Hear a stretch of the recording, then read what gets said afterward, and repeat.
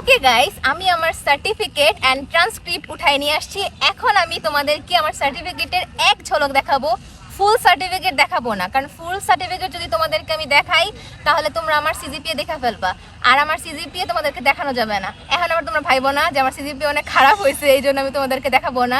Guys, CGPA হচ্ছে গিয়ে personal and secret একটা জিনিস, এটা আমি হচ্ছে গিয়ে সোশ্যাল মিডিয়াতে রিভিল করতে চাচ্ছি না, বুঝছো? এই জন্য তোমাদেরকে দেখাবো না। আমি জানি এখন আমার হেটার্স কিছু এসে বলবে যে হ্যাঁ আসল কথা হলো টিকটক করেন তো সারাদিন, এই জন্য সিজিপিএ ভালো হয় না, কিন্তু না, সিজিপিএ যথেষ্ট ভালো হয়েছে। হ্যাঁ, আমি দেখাবো না। যাই হোক, তোমাদেরকে আমার সার্টিফিকেটের এক ঝলক একটু দেখাই, দাঁড়াও একটু ঠাইকা জায়গা নেই ভালো মতো।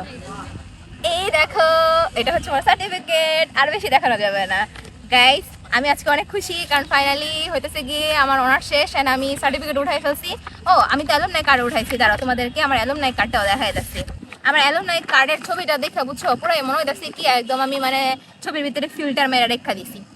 এই দেখো, দেখছো ছবিটা হইতেছে গিয়ে ফার্স্টে দিছিলাম, তখন হইতেছে গিয়ে আমার ভালো ফর্মাল ছবি ছিল না। পরে আমি ভাবলাম কি ছবির ভিতরে বেশি মেকআপ করা, একটু অন্য ছবি দেই, পরে একটু নর্মাল ছবি দিছি। কিন্তু আমি হইতেছে গিয়ে আর্জেন্ট অ্যাপ্লাই করছিলাম সার্টিফিকেটের জন্য, তো ওরা আমার ওই ফার্স্ট ছবিটাই দিয়ে দিচ্ছে। কি আর করার গাইস। যাই হোক, এখন তোমরা অনেকেই আমার হাঙ্গা খাওয়ার জন্য পাগল হয়ে যাবা। এমনিতেই তোমরা আমার কমেন্ট সেকশনে আমার জ্বালায় আমারও যে হাঙ্গা করেন না কেন, হাঙ্গা করেন না কেন, কবে হাঙ্গা করবা।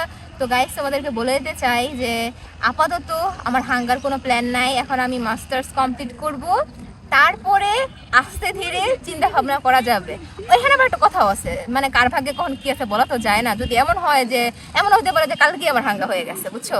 তো এটা আসলে আল্লাহ যার জবে ভাগ্য রাখছে, বা যখন যেটা হয়। কিন্তু মানে একটা প্ল্যান থাকে না মানুষের, তো আমার প্ল্যানিং হচ্ছে যে আমি মাস্টার্স করার আগে আমি আমার বাসা থেকে বিদায় হইতেছি না। সো গাইস, যাই হোক, আপাতত আমার জন্য দোয়া করো যাতে আমি হচ্ছে গিয়ে আরো ভালো করে পড়াশোনা করতে পারি, বাবা মার স্বপ্ন পূরণ করতে পারি, আর নিজে একটা ভালো জায়গায় হচ্ছে গিয়ে প্রতিষ্ঠিত হতে পারি।